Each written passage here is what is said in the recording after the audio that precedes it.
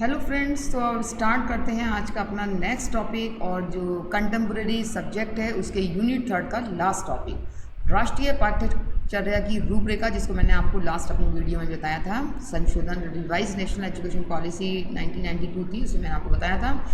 तो ये है हमारा लास्ट 3rd यूनिट का लास्ट टॉपिक, राष्ट्रीय पाठ्यचर्या की रूपरेखा 2005, national curriculum framework 2005 NCF, national curriculum framework.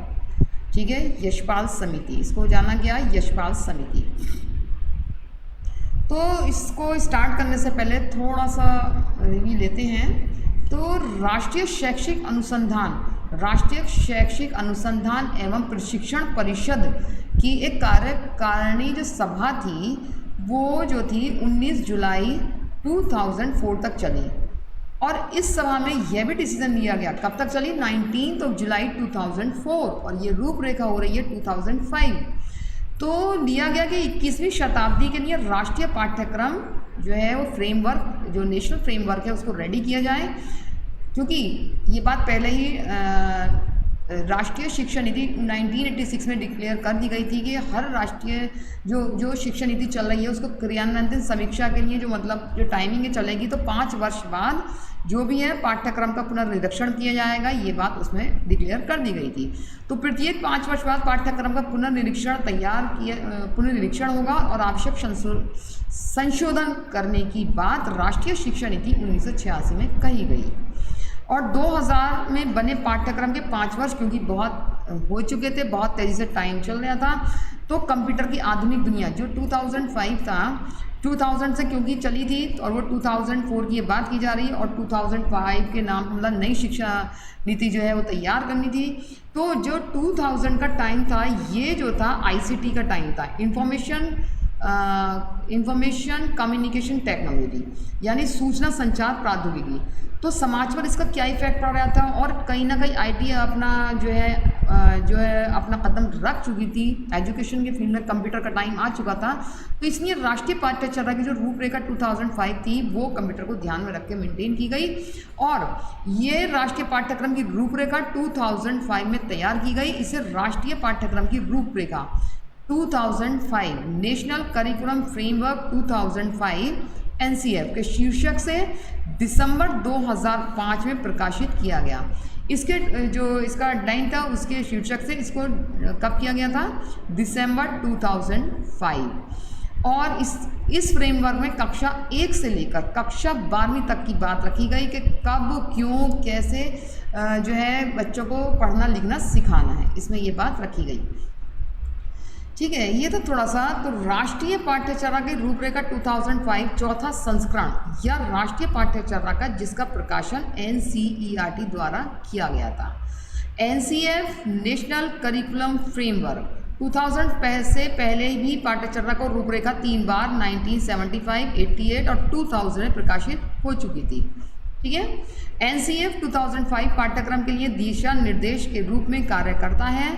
NCF 2005 ने शिक्षा को पिछली रिपोर्टों जैसे लर्निंग विदाउट बर्डन, उच्च शिक्षा नीति HPE और 1986 फोकस ग्रुप डिस्कशन आदि पर जो है आधारित है। NCF 2005 में बालकों को क्या और कैसे पढ़ाया जाए इस बात पर ध्यान दिया जाता है, मैंने आपको जैसे ही बताया, और 1st से लेकर 12th क्लास तक। NCF की रूपरेखा का उद्ग्रहण रविंद्रनाथ टैगोर के निबंध सभ्यता व प्रगति, ये अच्छा टॉपिक है। NCF की रूपरेखा का उद्ग्रहण रविंद्रनाथ टैगोर के निबंध सभ्यता व प्रगति से हुआ है, जिसने बताया कि सृजनात्मकता, उदार आनंद बचपन की कुंजी है, क्रिएटिविटी।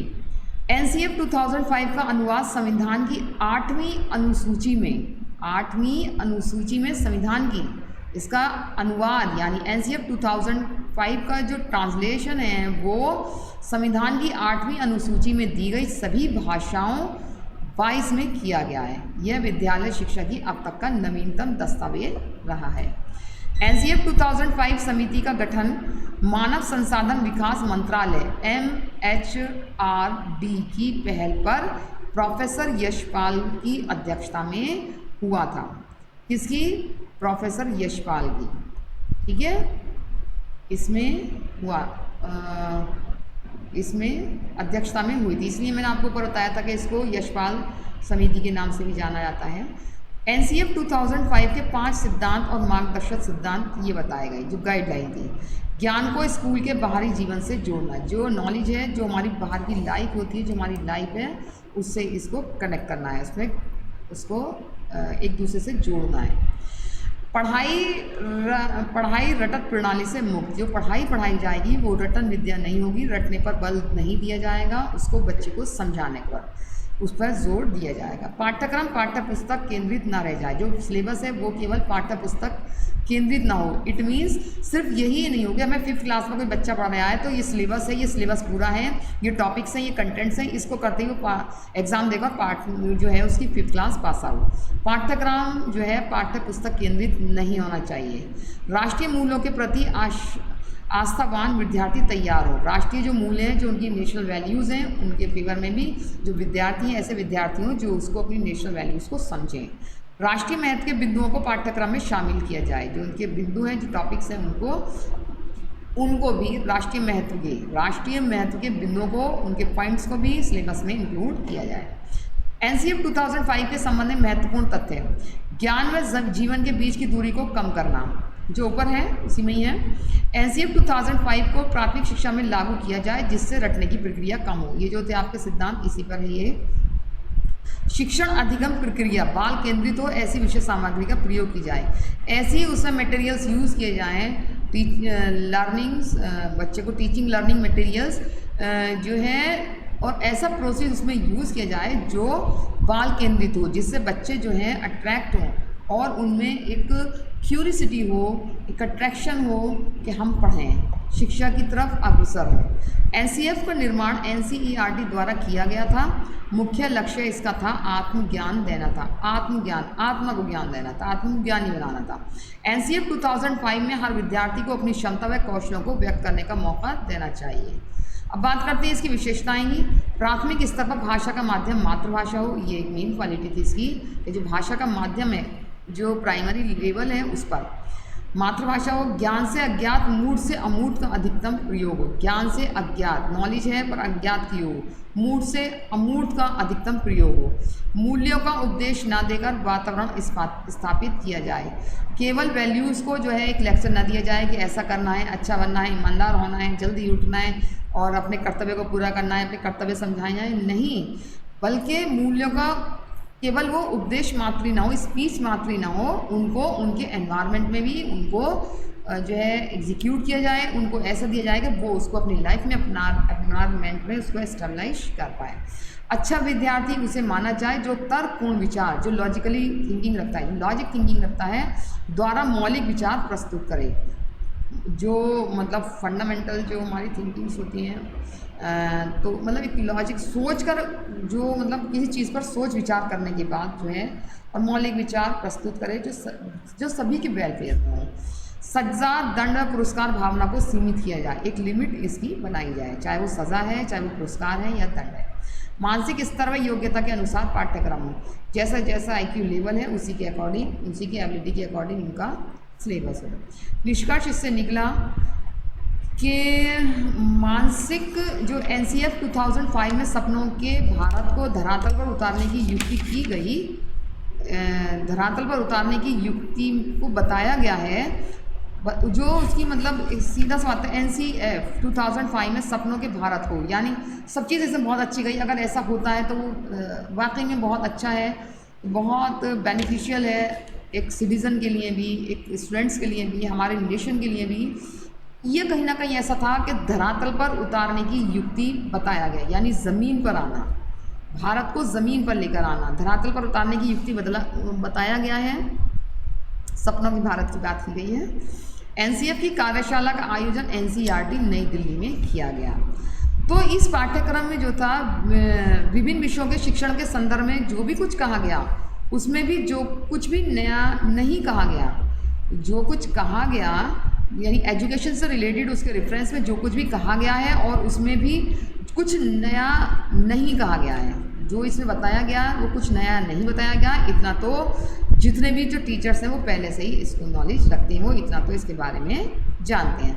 तो स्टूडेंट्स ये हमारा ये टॉपिक यही होता है। अभी इसको थोड़ा सा इससे रिलेटेड एक और टॉपिक है हमारा राष्ट्रीय ज्ञान आयोग 2005-09 नेशनल नॉलेज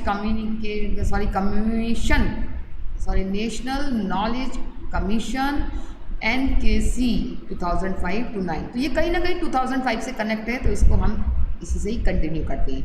राष्ट्रीय ज्ञान आयोग यानी नेशनल नॉलेज कमीशन NKC, राष्ट्रीय ज्ञान आयोग की स्थापना 13 जून 2005 में हुई और 2 अक्टूबर 2005 से 2 अक्टूबर 2008 यानी 3 इयर्स तक 3 वर्ष के कार्यकाल के लिए राष्ट्रीय ज्ञान आयोग का गठन किया गया। प्रधानमंत्री की सलाह के लिए स्थापित उच्च स्तरीय सलाहकार संस्था है। प्रधानमंत्री की सलाह के लिए स्थापित उच्च स्तरीय सलाहकार संस्था है। इसका काम नीति निर्देशन तथा सुधारों की दिशा तय करना है, यानी नीति निर्देशन, काउंसलिंग है, गाइडेंस है एंड पॉलिसी है, इम्प्रूवमेंट्स हैं, उसकी जो दिशा है उसको डिसाइड करना है। तो ठीक है, शिक्षा, विज्ञान, प्रौद्योगिकी, कृषि, उद्योग और प्रशासन आदि एजुकेशन, ये है शिक्षा प्रशासन, एजुकेशन एडमिनिस्ट्रेशन आदि क्षेत्रों में ध्यान केंद्रित करना है। ठीक है, ज्ञान को सुलभ बनाना, ज्ञान व्यवस्थाओं की रचनाओं की और उनका संरक्षण, ज्ञान और बेहतर उनका संरक्षण, ज्ञान तथा बेहतर ज्ञान सेवाओं को फैलाओ, इस उपयोग के लिए मुख्य चिंता के विषय रहे। विचारणीय विषय इसमें क्या थे? शिक्षा व्यवस्था में उत्कृष्टता लाना ताकि वह 21वीं शताब्दी में ज्ञान की चुनौतियों का सामना कर सके, यानी 21st सेंचुरी में ऐसी नॉलेज की जाए कि वो जो भी है उसको फेस कर सके। शिक्षा, एजुकेशन अरेंजमेंट, इस उत्कृष्टता लाना, इतना उसमें परफेक्शन लाया जाए कि वह 21st जो सेंचुरी है उसमें नॉलेज के साथ उन चुनौतियों का सामना कर सके। विज्ञान और प्रौद्योगिकी प्रयोगशालाओं में ज्ञान की रचना को बढ़ावा देना, साइंस और टेक्नोलॉजी जो इसकी लैब है उसमें ज्ञान की रचना को बढ़ावा देना। खेती और उद्योग में ज्ञान के उपयोग को बढ़ावा देना। उद्देश्य क्या थे? अनुसंधान को बढ़ावा दिया जाए, इसका मेन उद्देश्य था रिसर्च को एनकरेज किया जाए। तो फर्स्ट था उद्योग और कृषि जैसे क्षेत्रों में प्रौद्योगिकी ज्ञान का आसानी से प्रयोग किया जा सके। आज साइंस के हिसाब से कृषि में भी काफ़ी सक्सेस मिल पाई है। दुनिया भर में ज्ञान प्रणालियों के बीच संपर्क और आदान प्रदान को स्थापित किया जा सके। उच्च शिक्षा की बात की जाए तो उच्च शिक्षा में, उच्च शिक्षा का मतलब सेकेंडरी स्कूल से आगे की पढ़ाई है।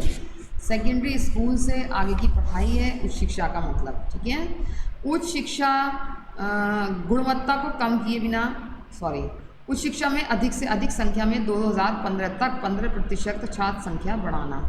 उच्च हायर एजुकेशन जो सेकेंडरी एजुकेशन थी, यहाँ पर उच्च शिक्षा का मतलब सेकेंडरी स्कूल से था।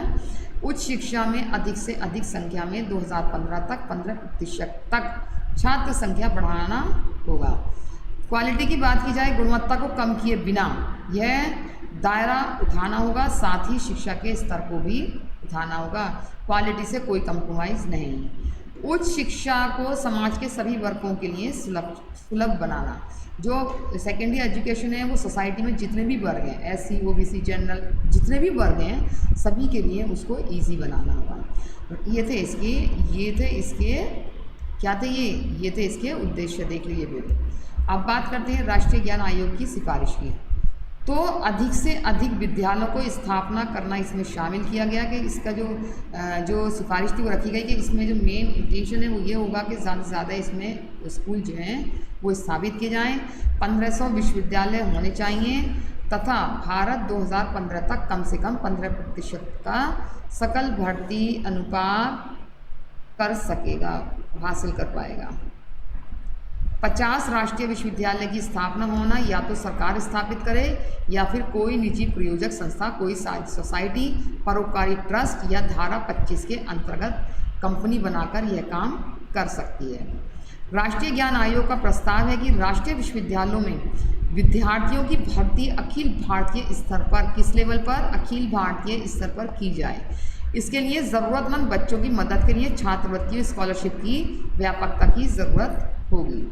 शिक्षा में सेमेस्टर की व्यवस्था हो या हर कोर्स के अंत में शिक्षक ही अपने विद्यार्थियों का मूल्यांकन करेंगे। एक राष्ट्रीय विश्वविद्यालय से दूसरे राष्ट्रीय विश्वविद्यालय को अंकों का हस्तांतरण करना संभव हो सकेगा, नेशनल यूनिवर्सिटीज़ और सेकेंड नेशनल यूनिवर्सिटीज़ को।